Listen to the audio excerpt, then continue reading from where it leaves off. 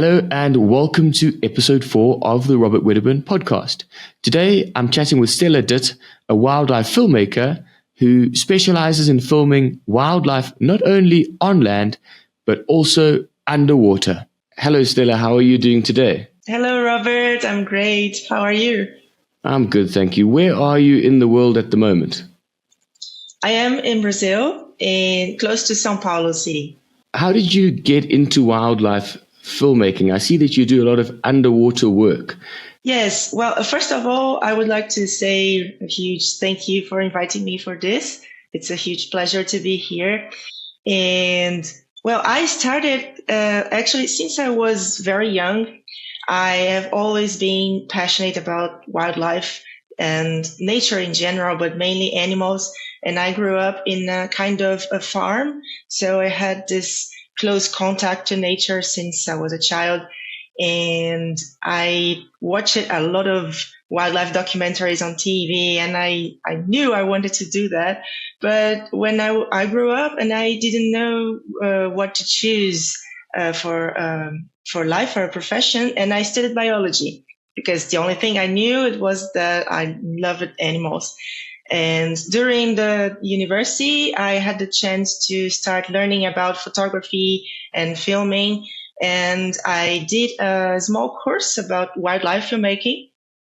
And that was like the moment that I found exactly my career. I remember the documentaries I watched when I was younger, and I knew I was going to follow this career. So I started to go for it. How old were you when you did this course in wildlife filmmaking? I don't remember exactly, but I think it was 21, around 20s. Yes. Very, very young. When you got started in wildlife filmmaking, what were some of the biggest challenges that you faced? Well, in the beginning, I had no experience, and I started working in a producer company here in Brazil, in São Paulo. And here in Brazil, we don't have a lot of people working with this. So the biggest challenge in the beginning was find someone that works with this, where in a place where I can get experience and go to the field and work as camera assistant and start getting experience, because here it's not a big industry here in Brazil. It's starting to grow at the moment. For me, one of my biggest influences into becoming a wildlife filmmaker was my mom, who's a vet. Were there people for you at a young age that encouraged you to get involved with wildlife, or how did your passion with wildlife start?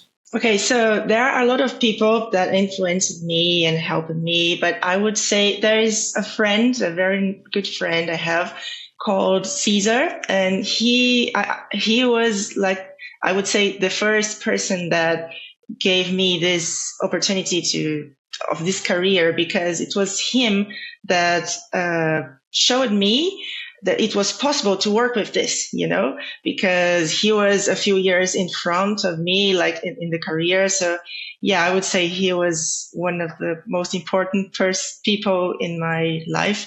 And also other mentors I had. Christian Dimitrios is the director I've been working with for many years, and there are many other people as well that inspire me. João Paulo Krawski is another director, Brazilian director, and of course there are international people that inspire me a lot, and many wildlife camera women, because I think this is an industry that there are many more men working instead of women. And there are incredible women doing incredible work out in other countries. So yeah, many people inspire me. It's hard to list all the names here. Are there many women in Brazil that are wildlife filmmakers, or is it something that's quite unusual? It's quite unusual, but yes, there are some other women that not many. I think there are in total like 3 or 4 maximum. I remember 3 right now. So yeah, it's a very small group of people. No, that sounds very hard if there's only 3 or 4 other women in the field. It must be quite difficult to know if it's even possible, or to get inspiration, or to know which is the right path to take. Yes, but we can choose any person in the world. So if we don't have many people working with this here in Brazil, we can be inspired by many others. And now this group of people here in Brazil working with wildlife filmmaking is growing. So there are more people now than when I was younger in the beginning. And yeah, we are trying to help each other and stay close and share knowledge, everything. You do a lot of underwater wildlife filmmaking. What are the major differences between normal topside filmmaking, or filmmaking outside of the water, and underwater filmmaking? Well, filming underwater is a totally different thing, and you need to understand everything different because, for example, the colors work different underwater. As you start going deep, you start losing some colors. The first one is red and then orange, and at some point you will see everything blue. So you need to know how to use the white balance in your camera so you can see the real colors of the landscape underwater. So this is one of the biggest challenges for people that are starting filming underwater, and it's really complicated sometimes depending on the light you have. But yes, I started filming. I started diving actually when I was 18, because even though I grew up in a farm, not very close to the ocean, I have always had a huge passion for marine animals and the ocean itself. So I always had this desire to go diving. And when I was 18, before going to the university, before start studying biology, I wanted to do a dive course. So I did my open water dive course and many years ago when I was 18, and it was a huge pleasure to me, and I really feel happy underwater, I would say. And after that, I'm still trying to bring as much work as I can to underwater filming, but it's not something that is requested all the time because there are a lot of filming on land as well. And sometimes we film underwater as well, but it's not something that happens all the time.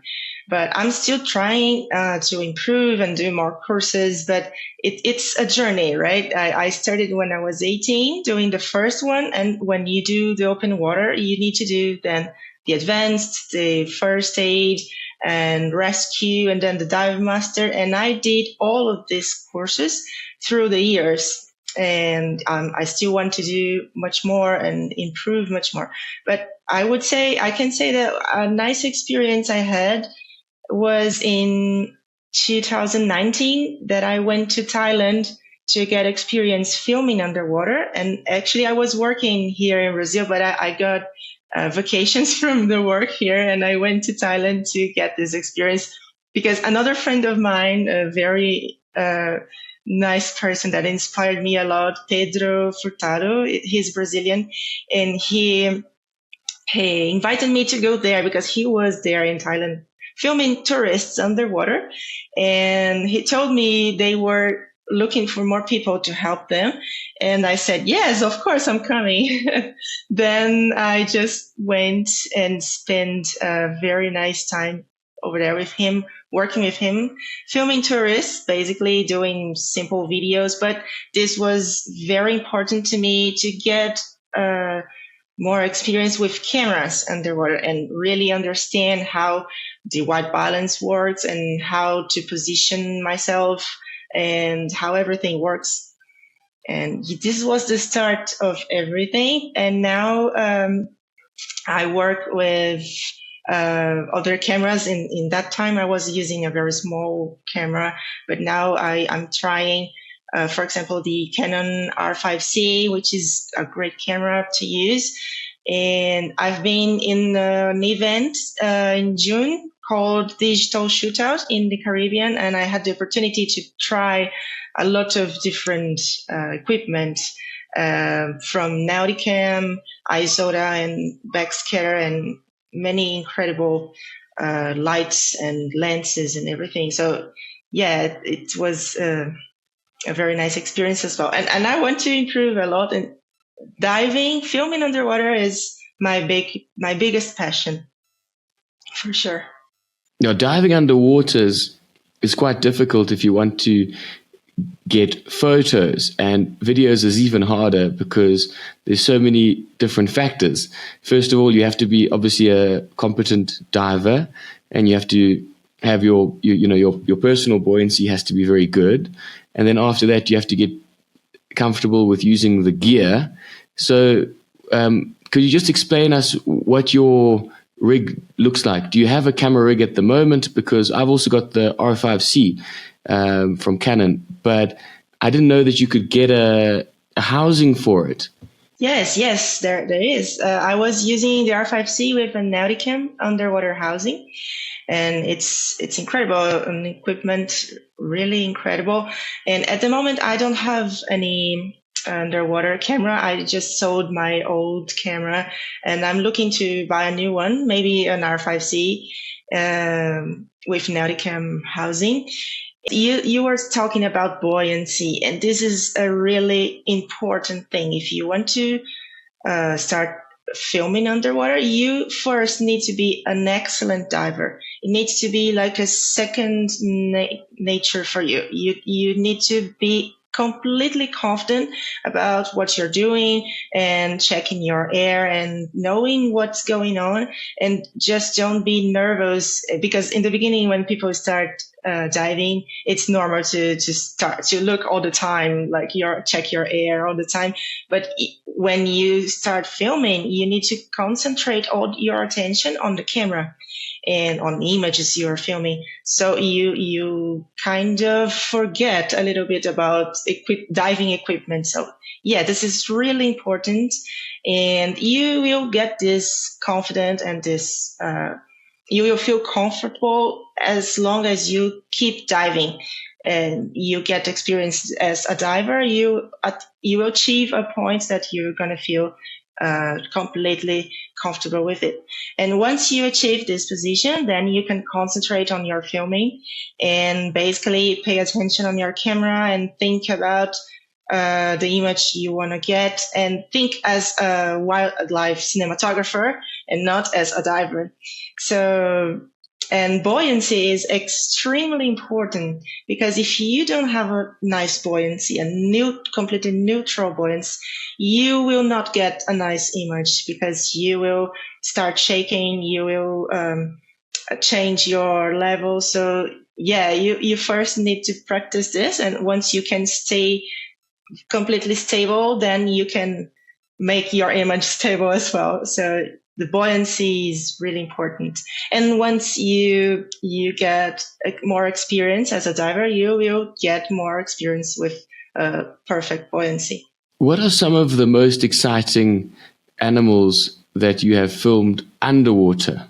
We can talk about topside later, but for the moment, when you are diving, what are the most incredible animals that you've been able to film so far? Well, for me, all the animals are incredible, but I would say I'm crazy for dolphins. So these dolphins are my favorite, and whales as well, but mainly dolphins. And I remember once I was doing my dive master in the Caribbean, and I was just helping another instructor during a course, and we saw a pod of dolphins. It was rough-toothed dolphins, and they came close. And in that island in the Caribbean, in Utila, you can go swim with them only if you stay on the surface. And we went just to swim with them. It was like the best moment of my life.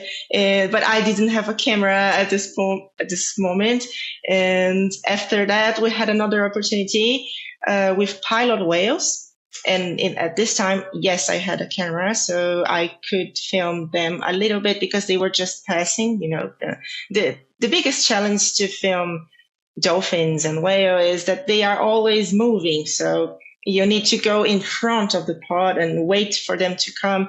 And just if you are lucky, the animals will be curious about you and they will stop and check who are you. But normally they just pass if they are traveling. And this happened with these pilot whales. We saw them and we went in front of the group and jumped in the water and waited for them to come. But they passed it through us. They looked at us like a little bit curious about us, but they didn't stop. But I could film a little bit, and this was like amazing. But I also love to film macro things, and I could film some macro images now in the event I went in June in the Caribbean as well. And I could film small shrimps, with purple and transparency on their bodies. And it was beautiful to see how we have an entire universe, a very tiny universe that we don't pay attention. It's not that we cannot see. We see, but we are not paying attention on these very small things. And it's really incredible. And yeah, I love everything, but I would say marine mammals are my biggest passion. And I just remember another moment. I was in Utila as well, and I had a great encounter with an eagle ray. And eagle rays are beautiful, and people love them because they are very different from animals because of the pattern, and they go to the sand patches to feed. And I saw this one on a very big sand patch. I was just looking for normal rays, and then I saw this big eagle ray, and I could approach it very calm and slowly. This is the way that you approach to a marine animal without scaring it and losing the opportunity. So the animal just stayed there, concentrated in find a food under the sand. And I could get really close to it, and I stayed like a few minutes with this eagle ray. It was incredible. For sure, a moment to remember. What are some of the best dive sites that you've been lucky enough to visit and maybe film? And how does the diving in Brazil compare to other regions of the world? Some of the best dive sites I've ever been were in Thailand. Both sides of Thailand in the east coast and west coast, and you can see a lot of different species at the same point. For example, many species of anemones and very colorful fishes and starfishes, and it's crazy. I saw an incredible octopus outside of his hole, and he was changing colors crazy. And I had the camera and I could film this. So this dive site was incredibly amazing to be. And other dive sites that was really impressive for me was in the Pacific coast of Mexico in Baja California. And that place is amazing as well. It's full of life, and I could go diving with sea lions and film them and see many other species that only occurred there. And yeah, I would say for me, if I need to choose two places in the world, I would say Thailand and Mexico. That were really amazing. And here in Brazil, we have nice dive sites as well, but it's not the same. It's completely different because we are in the Atlantic Ocean, and we have a lot of turtles here in Brazilian coast. It's kind of easy to see them, but we don't have a lot of corals everywhere. We have a different landscape, and there are sharks as well. There are rays, and there is a specific place which is in the northeast of Brazil. It's an island called Fernando de Noronha, And it's an island very far from the coast in the middle of the ocean. And it's a very special spot because all the oceanic animals go there to feed and to live there, to rest. And it's easy to see sharks, turtles, dolphins, everything the same in the same area. So I would say this for me is the best place to go diving in Brazil for sure. But yeah, we have a huge coast, and not all the coasts there, not all the places on the coast have beautiful dive sites, but yes, we have a lot of them. And another place, for example, is an archipelago called Abrolhos, which is in Bahia's coast. Bahia is the name of the state, and it's far from the coast as well. And there you can see a lot of different corals, reef corals formations, and it's very specific. So during the winter, you can see humpback whales passing close to it because they come to Brazilian coast to breed. So it's a very special place as well. But it's completely different from the landscape, the underwater landscape of other places. And yeah, I would say every dive site is unique, and you need to see what is special of that place so you can film specific things that only exist in that place. So I would say this, but every place, all the places are special. One of the most magical experiences that I've ever had diving was I was off the coast of South Africa in a dive in a reef called Aliwal Shoal, and there were southern right whales. They must have been very close. One of them came just over us, and I could feel the vibration from its call, from its bellowing call, and I could see on the reef itself there was sand, and the sand was shaking and moving every time it made a sound, and I could feel it in my chest. And it's an experience that I'll never ever forget. And the water was so murky, it was impossible to film, but I could feel exactly where that whale was, and it was not far away from us. It was quite scary. Have you had any experiences with whales? Have you been able or lucky enough to film them? Not yet. With whales, not yet. Yes. Well, this experience you had was incredible. I cannot even imagine how incredible it was. But I still didn't have opportunity to film whales underwater, only on the surface. And I had that experience I told you with the pilot whales, which was incredible. But actually, it was not a huge animal, but they are really big. But I really want to one day have the chance to go diving and filming humpback whales or other species of whales, for sure.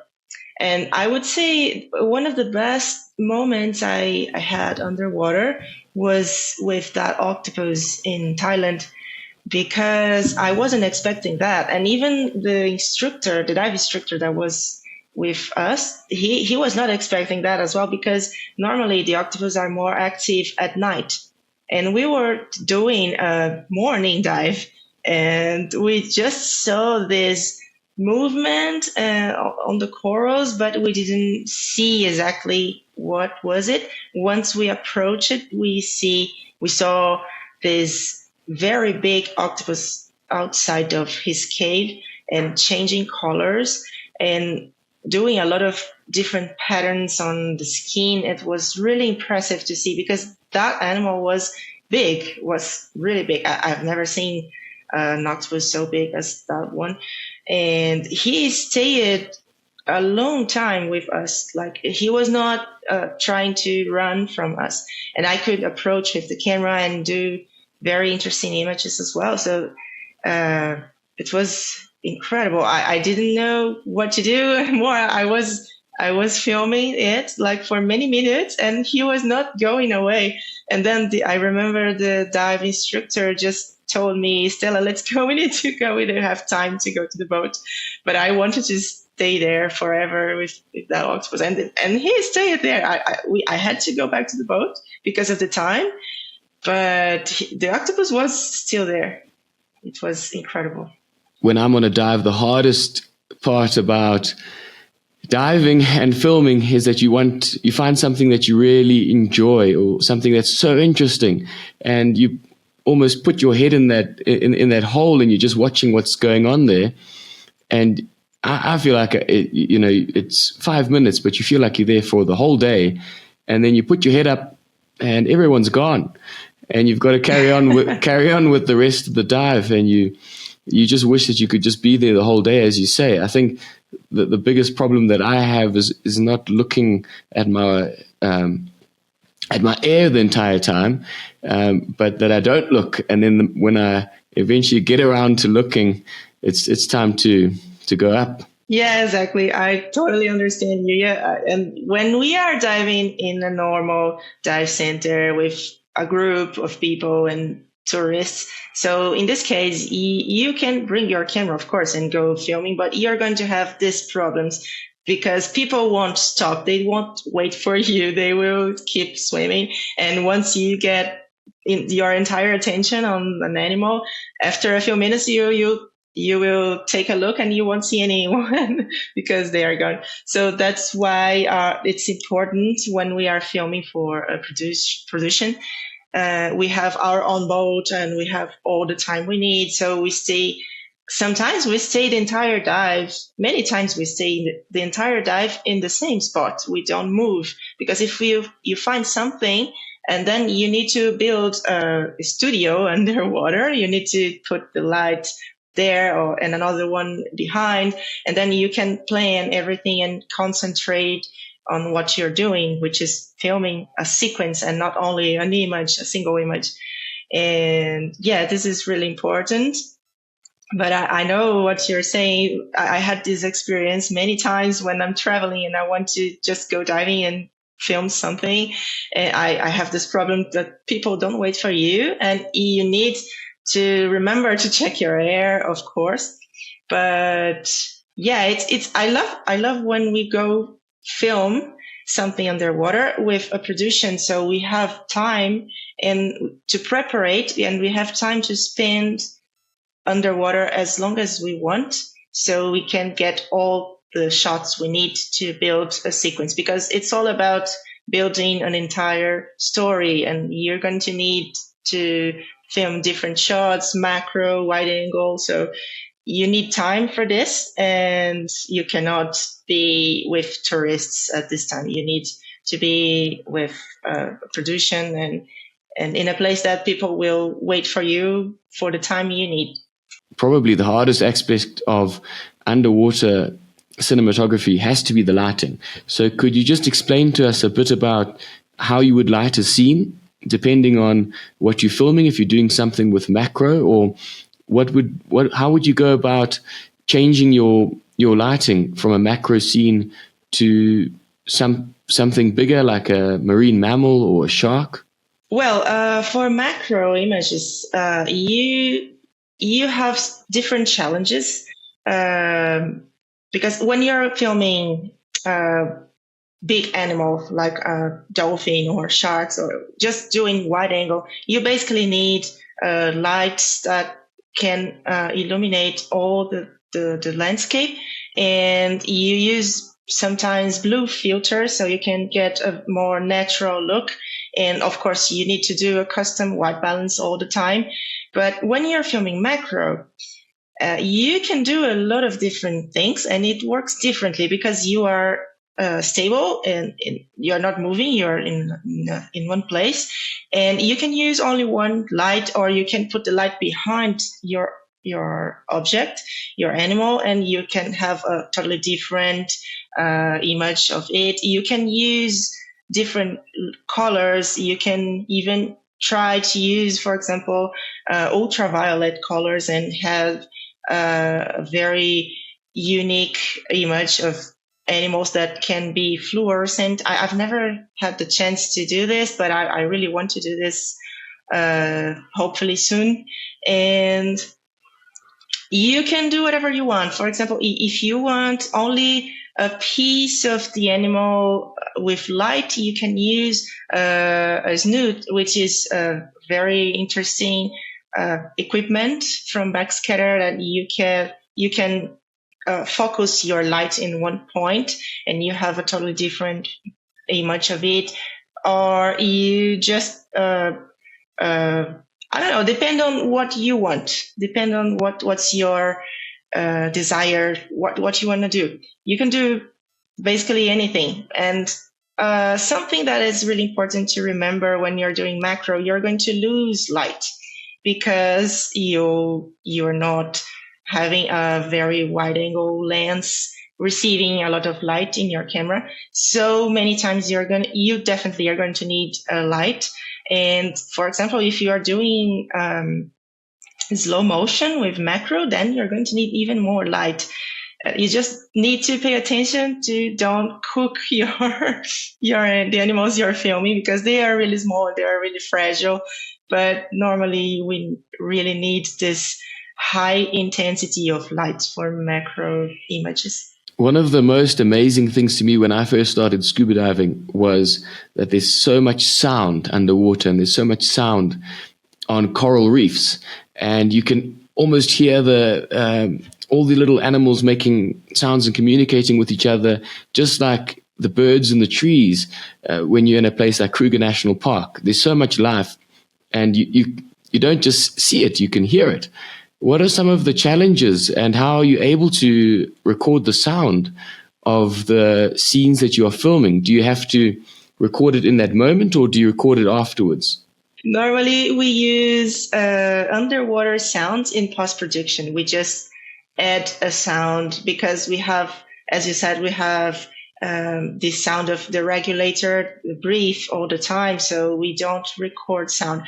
Or even when the camera records sound by itself, we don't use it. We change it in the post-production and add some sound effects. When we have fish turning, for example, we can add a sound of water movement, but it's all in the post-production. Normally, we don't record underwater. For people that would like to start out filming underwater, they probably are wildlife filmmakers and they've got the camera already, let's hope.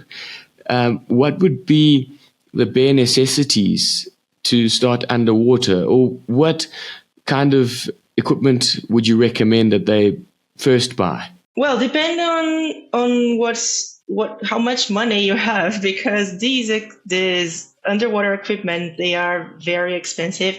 So sometimes people don't have money to buy a cinema camera, but you can buy a GoPro or I don't know, very small camera. It doesn't matter actually, because if you start even with a GoPro, you can try different things and explore what your camera can give to you. And even if it's a very simple camera, if you don't have experience filming underwater, you just need to start. It doesn't matter with which camera you're using. Of course, if you have the opportunity to use a bigger camera, even a cinema camera, it would be awesome. But don't block yourself for equipment. You just go there and you need to practice, because we were talking this before. If you're not a good diver, you cannot do good images. So you need to practice the most you can all the time. So go there and go filming, even if you only have a GoPro, or even GoPros are incredible. And there are some images we only are capable to get with GoPros, because on land, for example, because it's not possible to put a big camera on that spot. So yeah, just go and try it. It doesn't matter what camera you have, and keep practicing a lot. The more you practice, the better you get. So I would say just go for it. See, I've got a bit of a bad experience with Insta360 cameras and GoPro cameras. Well, not GoPro cameras, just Insta360. But I bought one about 4 years ago, and I saw a pod of dolphins, and it was so amazing, and I didn't have the underwater housing because it wasn't available. I couldn't buy it at the time. So it said it was waterproof to up to 3 meters or so. And I put it in the water. And as I put it in the water, it immediately turned off. It was connected to my phone and it just went blank. And I thought, well, that's not good. And I took it out the water and it didn't smell good. It smelled like something had burnt. And that was that. So that wasn't a good experience. Then I decided to buy another one later down the line, about 6 months or so ago. And I was filming in Florida. And I got in the water with another Insta360. And I don't know what happened to it, but it just went blank again. So that was terrible. And then I decided, okay, I'm very brand agnostic. I don't care about the brands of cameras as long as it does the job and it's the right camera for the job. So I got a GoPro. And I was blown away by the images. The images on the Insta360 were brilliant, maybe even better. But the GoPro lasted, and I was able to get a lot of manatee footage and underwater footage in Florida. So it's amazing what the camera can do, but definitely make sure you have a proper underwater housing before you get in the water. Yeah, of course. Yeah. That's an interesting story, but yeah, you're gonna have a lot of issues if you start filming underwater, and this is one of them. You just make sure you have the proper housing for it. But for example, we have sometimes problems with cables because it's not very well connected. If you just move a little bit, you lose the connection sometimes. So sometimes we just change cables, and you need to be prepared for some issues that happens. Another thing that can happen is when you go down with your camera, you have it inside your underwater housing, everything perfect. But once you go down underwater, then you have the dome fog inside, so you need to go out of the water, go back to the boat, dry everything, open it, and solve this problem, and then go back again. And it's complicated underwater. I would say not complicated. It's more challenging because we need all the dive gear to be there filming. So it's not only go there and film as we do on land. So it can happen, something can happen with your dive gear, for example. I don't know, for example, if you lose your weights, you have a problem. If you need to change the BCD, this BCD is not working very well. So you need to check everything before going underwater. And before jumping, you just check your camera, check the lights are working, check all the buttons are working, because sometimes it happened to me at certain depth. I don't know why, but some buttons of the camera stopped working. It was very complicated to push it. It was not working. And if I went back up a few meters close to the surface, then the buttons was working. So I was trying to understand what was happening, something because of pressure or I had this problem, but you can have many issues doing this. So that's why it's so important to keep practicing and never stop practicing, because you will have these situations and you will learn with them. So you will know what to do before to avoid these complicated moments. And it wasn't narcosis. You weren't thinking that you were pressing the button when you were going down to a deeper level. It really was an actual problem. Yes, exactly. You've had the experience of filming moray eels hunting crabs in the tidal pools on an island off the coast of Brazil. Could you tell us just a bit about that and what happened? What was the experience like? Yeah, of course. This was one of the best experiences I had during my career, and it happened in an island in Brazil, in a Brazilian island called Fernando de Noronha. and it's very far from the coast, so in the middle of the Atlantic Ocean, and there are a lot of life there, many big animals and small animals as well. And there is a place, very special place on this island, with a big area full of tide pools when the tide goes down, and then you can see all these pools, and it's beautiful and it's very fragile, and it's full of small creatures. And one specific animal that lives in this place, it's the crab, a specific species of crab that happens there. They are very big. They are colorful, red, and beautiful to see. And there are hundreds of them. I don't know, maybe thousands of them. And they are everywhere on these tide pools. And what happens is they eat algae that are in a place not close to the coast. So when the tide goes down, then you can see these tide pools.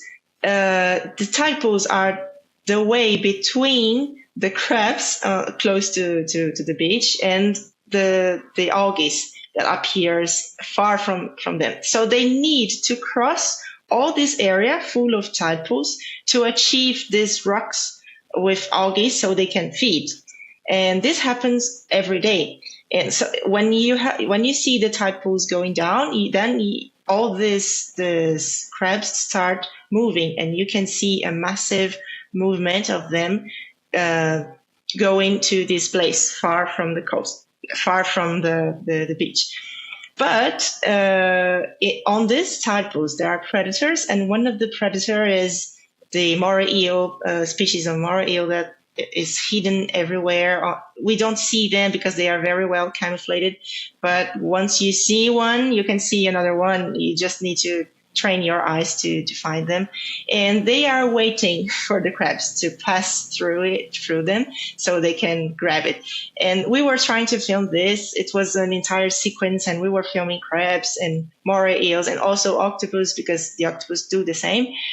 But I was in a region, in a spot. I was alone that moment with a red camera and looking for a moray eel to maybe follow it and see if it was hunting or not. And I found one. And I was not completely alone, actually. I had a local guide with me. He was helping me to find it. And I found this moray eel very active. She was swimming between tide pools, and definitely she was looking for a crab to hunt. But then I saw this moray eel going inside a hole, so I didn't see it anymore. But I knew she was inside this hole, and I put the camera there, and I got the first image that I'm very happy that I got this, because once the crabs were coming, one crab passed right over this hole, and I knew the moray eel was there, and the moray eel just jumped out of this hole. It was incredible to see, because it's a marine animal, but it was jumping outside, like on the rocks, but she didn't grab the crab at the moment, but she could bite it, and the crab just ran away. But I think the crab just got disorientated and kind of it was hurt. And then I saw the moray eel coming out of the hole and turning around the tide pool and going in the crab's direction. I don't know how she knew that crab, that was the crab she tried to hunt, and I was already filming it. And then she just came out of the water, like on the rocks, over the rocks, and grabbed it and started to destroy it. I don't know how to explain, because the moray eels, they don't have paws and they don't have legs. She just turned the body itself many times, and the crab was trying to get away, but she was shaking it a lot and making it stop trying to get away. So it was incredible, and moments that I will never forget for sure.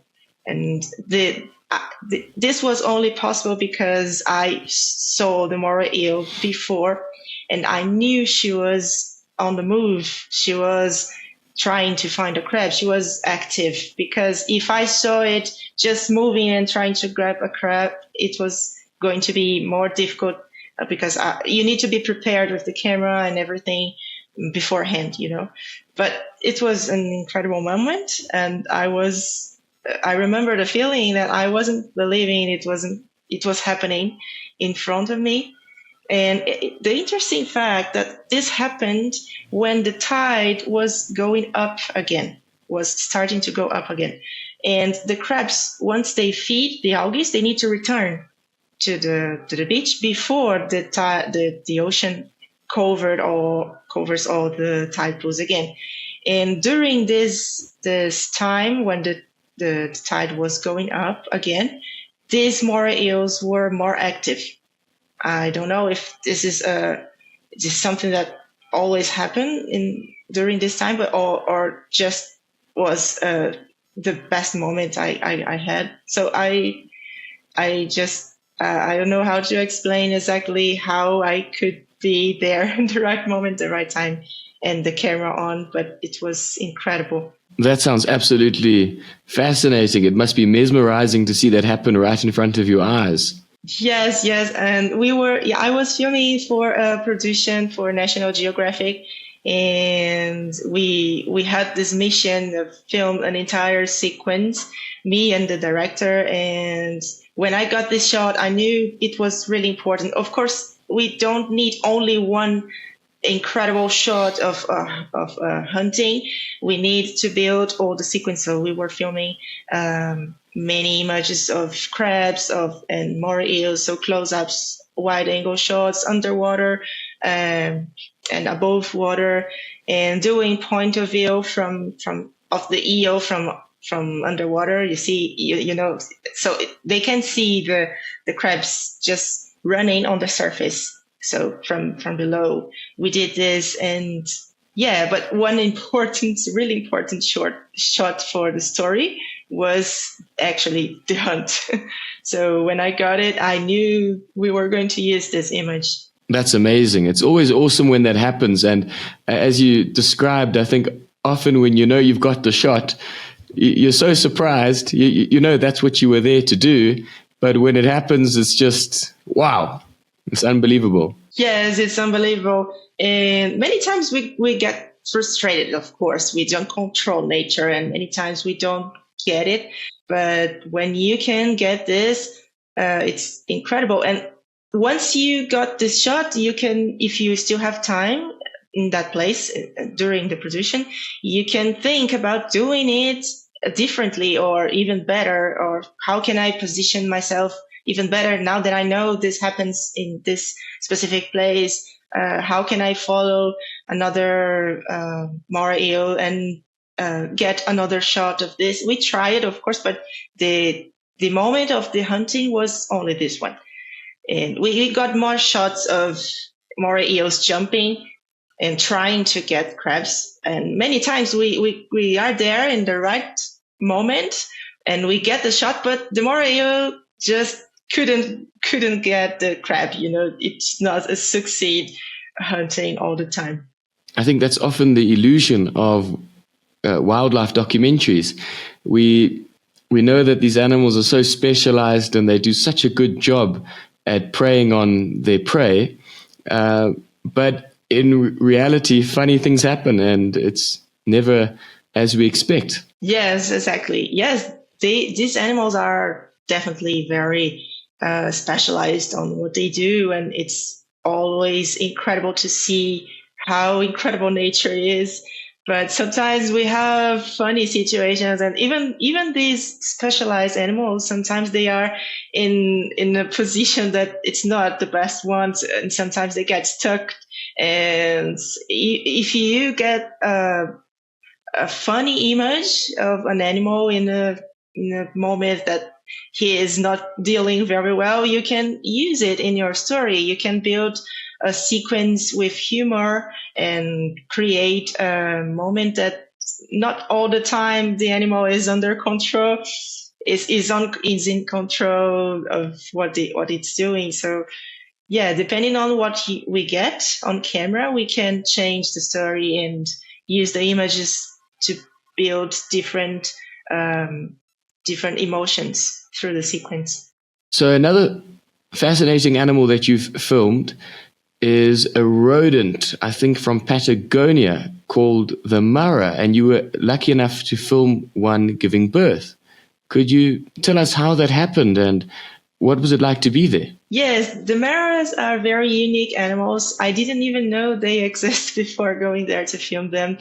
They are very interesting animals, and they are extremely afraid of humans, and it's complicated to approach them. So the strategy was finding a den where the females normally share a den, and all the cubs are in the same den. So, and they go there all day or every day, during the morning and during the afternoon as well, but mainly in the morning to feed the cubs.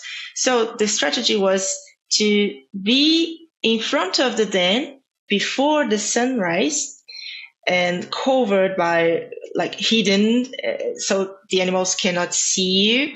And when the animals just go out of the den, and when the females approach, you are already there. So they don't see you, but you are already there prepared. So this was the strategy. And I was doing this for many days in sequence to film a story about them. And I didn't know what to expect. Actually, I was just expecting the normal routine, which is the female comes very early in the morning and calls for the babies to go out of the den, because only the cubs go inside the den. And then the females feed the babies outside of the den, and we can film this. I was expecting this normal routine was happening every day, but suddenly I saw two adult maras coming, and I started to turning on the camera. I was hidden, I was seeing them, but they were not seeing me. I turned on the camera and started to be prepared to start filming, but there was not any special action happening, just two maras walking. And suddenly I saw something weird. And one of them started to go down a little bit. I don't know if she was trying to lie down on the floor. I don't know. I wasn't understanding exactly what's going on. And then I realized that she was giving birth, and there was a baby coming, and I started to film this, and it was like unbelievable. I was not expecting this at all. And it was very interesting to see how they come close to the den to give birth, because once the baby is out, it can come inside the den immediately to avoid predators and all the dangers. And I saw this very small mara, completely wet and completely disorientated, trying to stand up, and the female helping it and showing the baby how to walk. It was beautiful. And funny thing and interesting thing is that the cubs started to try to feed, but the female wasn't allowing him to feed, because she wanted him to go inside the den, like, not now. And I don't know if I don't know what was going on inside the animal's head, the instincts, but it was very interesting to see how is the relation between a mother and a cub in the very first minutes of its life. It was very beautiful, and I will never forget for sure. Outside of the water or on land, what are the favorite places, or what are your favorite places that you've been lucky enough to film so far? This is a really difficult question to answer, because there are a lot of places that I really loved to be filming. But I would say one special place is also in Mexico. in the Baja California Peninsula, and it's called Bahia Magdalena. It's a place where a lot of gray whales come to feed and to breed, to reproduce, and you can see hundreds of them in the same area, and it's incredible. I've never seen so many whales together, and this is a place that it's really interesting and really beautiful to go and to get incredible shots. And we had the chance to film them, to see them feeding on the sand, and the strategy they use, they just turn the head and eat a lot of sand, but they filter the sand, of course. And we can see this from the drone and from above, and it's very impressive to see the pattern that they do underwater, because it's a lot of holes. They do a lot of holes doing this with the sand, and once you get the drone on the top, you see a lot of these holes everywhere, and some whales doing this. It's really impressive to see how they can change the landscape doing this. And another place I would say it's really, really incredible. It was incredible to go filming is the south of Argentina in Patagonia region, and seeing those mountains of Andes, and in a specific place called El Chaltén, which is a city, very small city, and you can see incredible mountains covered by snow, and there are a lot of guanacos in that region, because Patagonia region is a very big area. It's not only in the south as many people think. So in this big area, we saw a lot of guanacos and many other animals as well. But it's a very unique landscape and very wild. You don't see human things in kilometers. You feel you are in a really wild place. So this was also a very interesting place that I went. And yeah, many others. I could stay here talking about many other places. In Brazil as well, we have 6 different biomes, and many people think about Amazon because I think it's the most famous. And when you think about Brazil, nature in Brazil, all the people think about Amazon. But actually, we have so much more areas and biomes to explore that are incredibly beautiful. And for example, the Atlantic rainforest, which is the biome in the region where I live, has a lot of different stories, natural history, natural stories to tell. And there are many others in other regions. For example, in Pantanal, it's the best place to see jaguars. And I went there many times, and they stay in the edge of the river, and you stay inside a boat in those rivers. And it's kind of easy to see them. And it's incredible to observe their behavior and how they interact with other animals, trying to hunt capybaras and caimans, for example. And there are a lot of birds. And this is just an example of one biome that it's full of life, but we have many other areas as well. And not only Amazon. Of course, Amazon is incredible, but Brazil has much more than this. I think that's always the case when you aren't familiar with a place. You'll only know the most popular option, and often when you go and visit the country, you find out that it's very, very different to what you expected, and maybe the place that you wanted to visit before isn't actually your favorite place, and you end up gravitating towards somewhere completely different.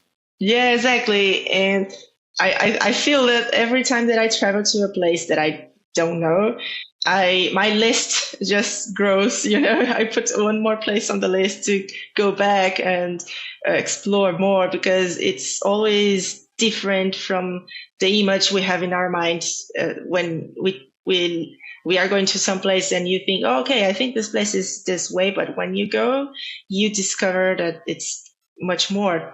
And one example I have of this is here in Brazil, in the Northeast, we have a desert full of lagoons called Lençóis Maranhenses. And it's very unique landscape. And when I went there to film, we went also to another island very close to it called Ilha dos Lençóis, which has also a lot of dunes and mangroves close to the ocean. But there is a big area full of a very colorful bird. I don't know in English the name, but in Portuguese is guará. It's a red bird, very, very colorful, and they come in a big group to sleep together over the mangrove on this island. And we went there for many reasons, but one of the reasons was because of this specific story. And it's very impressive. I didn't even know this happens here in Brazil. Even for us Brazilian people, we don't know everything. No, that's unbelievable. It's definitely the most fun part about traveling is to discover new places. And if you're looking for nature, well, then there's just so many different animals that you can find along the way. Yeah, exactly. The Mara is a good example because I didn't even know they exist, and it's a so incredible animal to see and film. You've been lucky enough to film bats and snakes, hunting bats in caves in Mexico. Could you tell us a bit about how that happened and what did you learn from that experience? Yeah, of course. Well, we were filming for a series for National Geographic, and we were in a region in Mexico in a forest. And inside this forest, there was this cave full of bats. And not only bats. In this cave, there was a lot of snakes hidden in the wall, in the rocks inside the cave. And these snakes, they hunt the bats when they are coming out of the cave. So the idea was to go inside, and when at the time when all the bats were going out, so around, I don't remember exactly, around 6 or 7 p.m. And we entered in the cave when the bats were going out, because that was the moment when the snakes the snakes went out of the holes and tried to hunt them in the air inside the cave. But there were some challenges, and one of them is you cannot use white light because you disturb the animals, and so they just it's not a good thing. So we had this red light in our headlamps, and the red light is not very bright, so it was completely dark and complicated to walk inside this cave because the spaces were very tight. And I remember we separated, so the director went to one direction, I went to another direction, with local guides, of course. But I remember entering in a very small tunnel and walking with not standing up, but I had to use my arms and legs to pass through this tunnel. And while the bats were going out, so I remember in this very small space, the bats were flying through us, and I remember feeling the wind of their wings in my face, but they never hit at us. Never ever, because of the echolocation. And this is really impressive too, because I knew that, but when you're there and you really realize how efficient they are, it's impressive. And because the space were really small and were flying very fast. But after a while, we achieved a place where we could stand up, and we were using this red light all the time. We could stay in a place just observing the walls of that area, and the local guides were helping us, saying, oh, look at that, there is a snake over there, another one over there, and they were just with their heads out of the hole in the air, trying to grab a bat, and it's really difficult for them. Of course, they are specialized on this, but the bats are incredibly fast, and we could see the movement of the snakes in the air, trying to pick one, trying to choose which one they were going to try to hunt. And we saw these individuals trying, and at some moment when we were moving, we were not on this moment stop it, we were moving, and the local guide just started shouting in low voice, "Oh, look at that, there's a snake with a bat." And once I could see it with the lights in a very dark situation, and I could see the snake with a bat on its mouth, but the hunting has already happened. But I could get a shot of the snake just pulling the bat inside the hole, and it just happened a few seconds before, So we could see this, we could film this, and if we had more time, for sure we could try again. But we were filming a lot of things and many other stories. And on this cave, it was a short time, but a very crazy experience to see these animals. And it was amazing, very intense and impressive to see how nature is happening everywhere. And you have no idea if someone just passed through this cave, this person would never imagine what's going on inside, and these snakes, they just never go out. They stay there forever, and they are specialized on hunting these bats. But the entire experience was fantastic. Yeah, that's unbelievable. I think so many normal people often think that when they're out in nature, that nature's out to get them, and that's definitely not the case. And they just, bats are far more concerned, and snakes as well, about going about their day, and they really want absolutely nothing to do with humans. Yeah, exactly. I like to think that nature is not outside. It's not in the forest, in the mountains, in the ocean. Nature it's inside us. We are part of it. And something that personally I try to show people is this, that you are not away. Nature is not far from you. You are part of it. And I believe we only protect what we love. So we need to love this entire planet to protect it. And how to do this? I think maybe one way is filming and doing these documentaries to show people through knowledge how it works. So teaching people through a film and a very interesting images and beautiful images showing how incredible it is and how important it is to protect all the animals and the biomes all over the world, and how everything is connected. This is, I think, is the hardest part to show, because chemically and physically everything depends on, we depend on nature depends on us. We are all connected, and many people don't understand this. But yeah, I like to have these thoughts in my mind, so I feel inspired by filming in nature. Are there any projects or wildlife films that you are currently working on, or that you are thinking about filming or would like to film in the future that you might want to talk about? At the moment, I'm not filming for any project, but there are some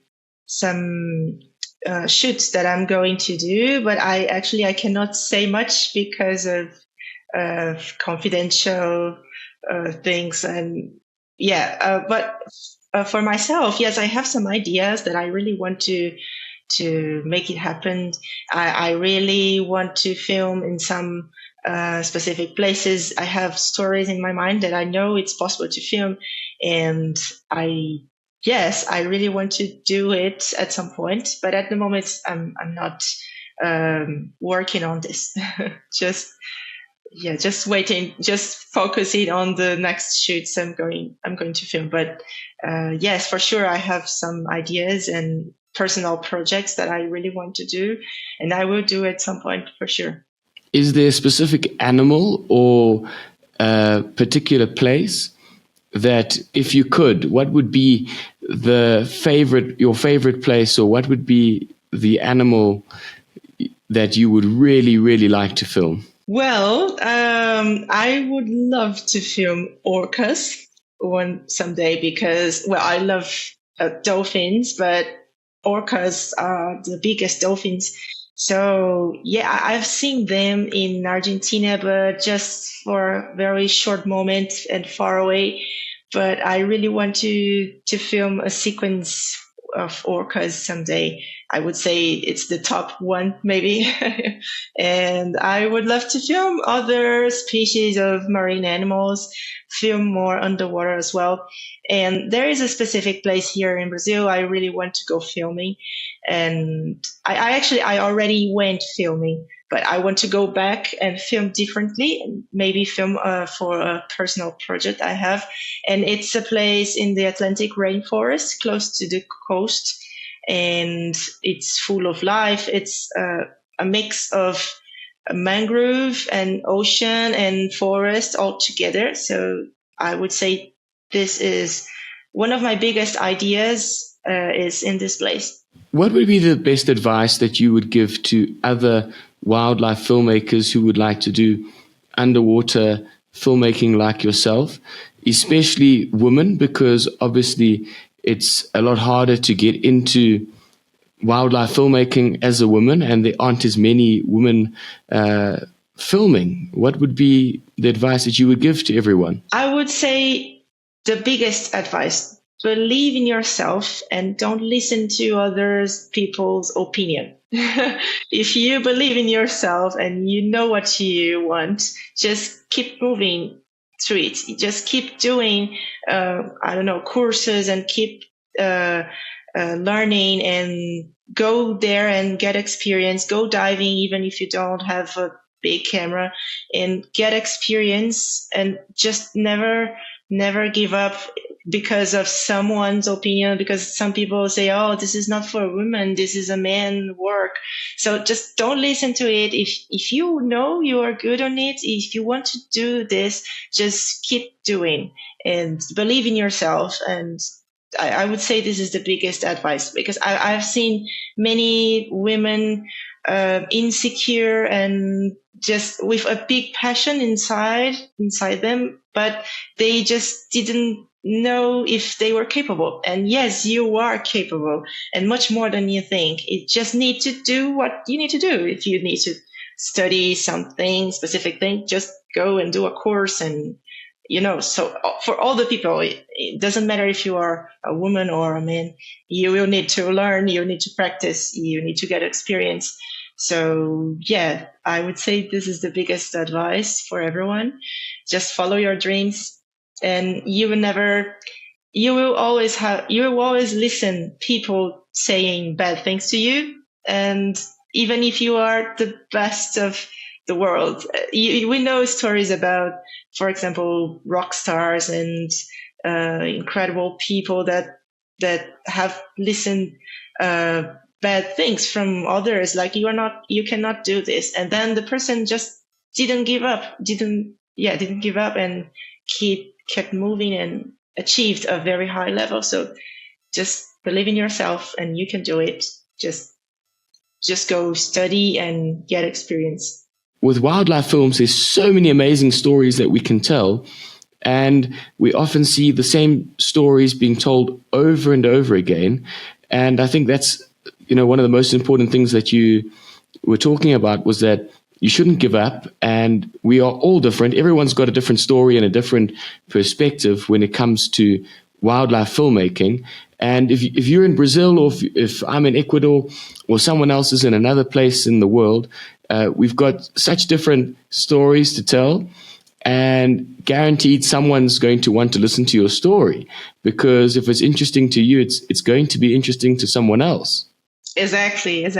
And I think, many people film the same stories over and over, as you said, but you can always change the way you tell the same story. I think. And of course, there are so many stories untold over there, and you just need to look. And for me, here in Brazil, I will know some stories here, and you will know some stories that happened in Ecuador. And I think it's everything about building a very nice story. Because if you have incredible images in your film, in your series, it's okay, it's beautiful to watch, but the person that is watching won't stay until the end. So you need to build a very nice structure, like guiding the emotions through the story and getting the attention of people until the end of your film. I would say maybe this is one of the biggest challenges, is to keep the attention and build the very nice structure. And when I work as director's assistant as well, so I help the director to build these stories. And this is always something we need to put energy on this, because it's really important. If you don't have a nice structure, you don't get the attention of people until the end. And of course, we can go somewhere and tell the same story in a completely different way, using another emotions. And maybe some people will identify more with this new style or not. So you can achieve more people doing this different ways. What would be one of the funniest experiences or the strangest things that have happened to you as a wildlife filmmaker? The funniest or the strangest thing that's ever happened to you when you were out filming? Like I've had so many funny things happen, and sometimes it's got nothing to do with the animals. One of the things that happened to me was we were filming in the Richtersveld on the border with Namibia and South Africa, and it was an extremely hot day, and the producer, the director, told me to go out and film in the middle of the day, and we were so tired we couldn't film, and there was nothing to film. So we came back. I forgot to put up the handbrake in the van that we were filming in. The van stopped. I got out the van and I was completely tired. And then it just carried on going forwards. And the other cinematographer said to me, "Hey, Rob, look at your van. It's going towards the river." And it was just going slowly. And it hit a tree just before it was about to go into the Orange River, which is the biggest river in South Africa. And it's a very strong river, and it's quite deep.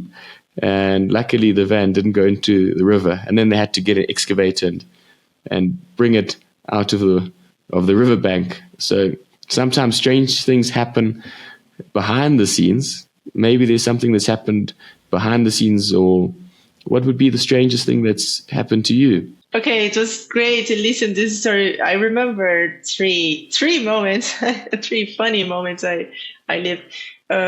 One of these moments was when I were in the mangrove in the Atlantic rainforest here in São Paulo state, and we were filming many sequences, but one of the sequences was with local people that were used to grab crabs in the mangrove to eat. So these local communities, they are allowed to do this in this region, only them. And I was filming this guy catching the crab in the mangrove, and I was also doing an interview with him, like, for example, asking why they do this and everything. And we were on the mangrove.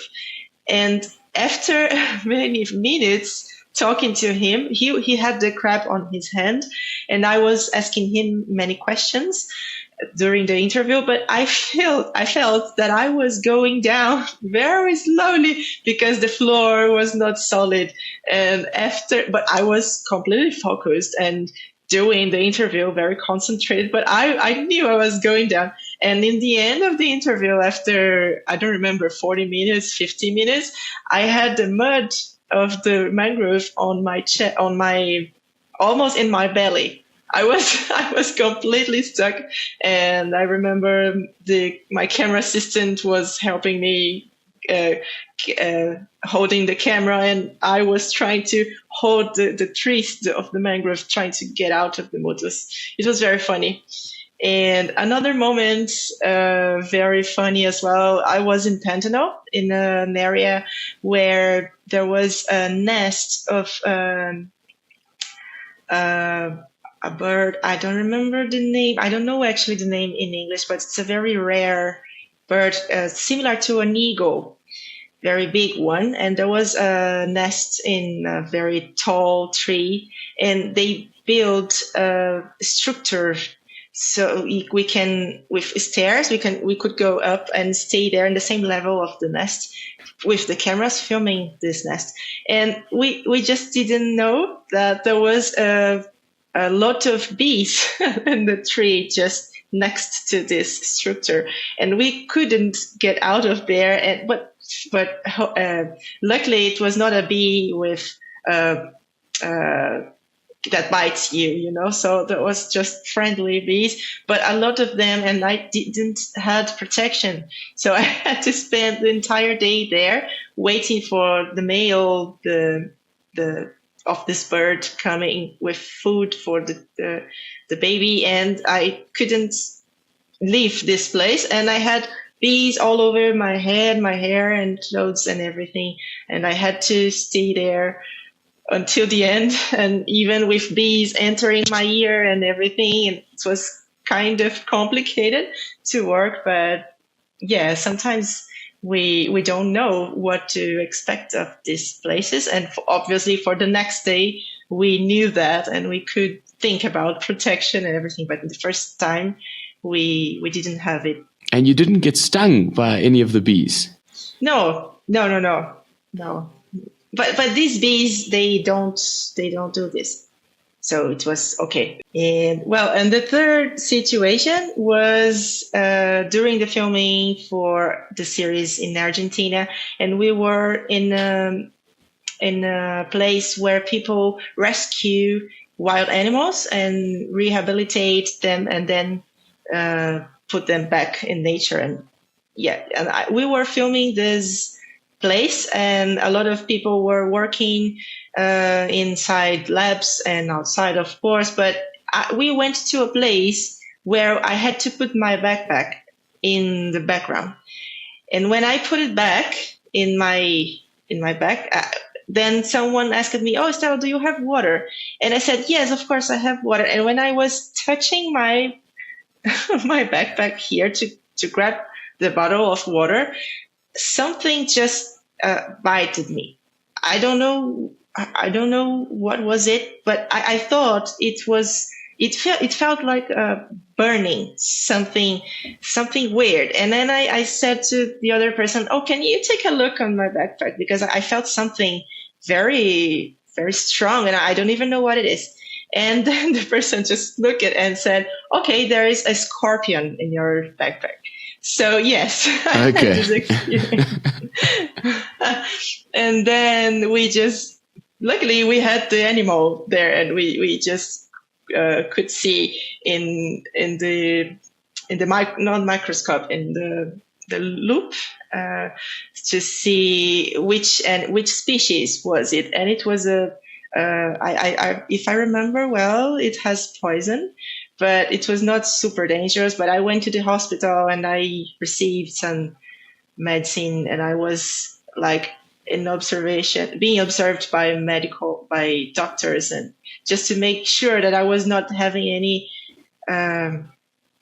problem in my body. But it was okay. But the only thing that happened, I stayed for 48 hours with my finger completely in pain and feeling, I don't know how to say,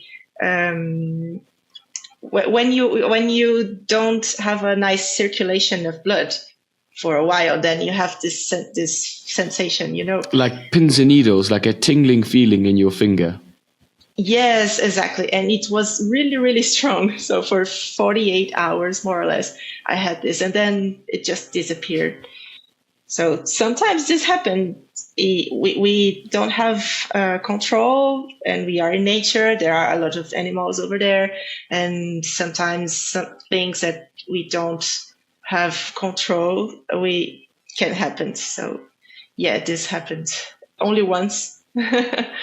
That's a very unusual experience. I've been filming snakes and scorpions and working with them my entire life, and I've never been stung by a scorpion. So I'm almost a bit jealous, but I think a lot of people underestimate how painful venom can be. And even the mildest envenomations can be very painful. And often they don't go according to the books or according to what people expect to happen to your body. So it's never to be underestimated. Yes, for sure. Now I'm telling you, I'm laughing and everything, but I can say that it was not fun. It was not fun. And the next days and this 2 days after, I had to work. So I was trying to hold the camera and not touching this finger on the camera. So it was one more challenge, but it was fine. It was not a huge problem. But yeah, we cannot underestimate nature because there are a lot of animals out there, and sometimes we need to be prepared. That's why we have always medicines with us, and first aid kit for this unusual moments. Thank you very much, Stella, for being on the podcast. It's been wonderful to hear all your experiences and your stories. Where can we find out more about your work, or if people would like to connect with you? Do you have Instagram, or how can people get hold of you? I think the easiest way to see my work a little bit, it's through Instagram and through my website. Okay, I'll put that in the description below. Thank you so much, Robert. It was a huge pleasure. If you enjoyed listening to this episode of the Robert Wedderburn podcast, then don't forget to subscribe to my YouTube channel if you haven't already. If you are listening to this where you listen to your podcast, then follow for more podcasts, and I will see you in the next episode of the Robert Wedderburn podcast. Thank you very much for listening.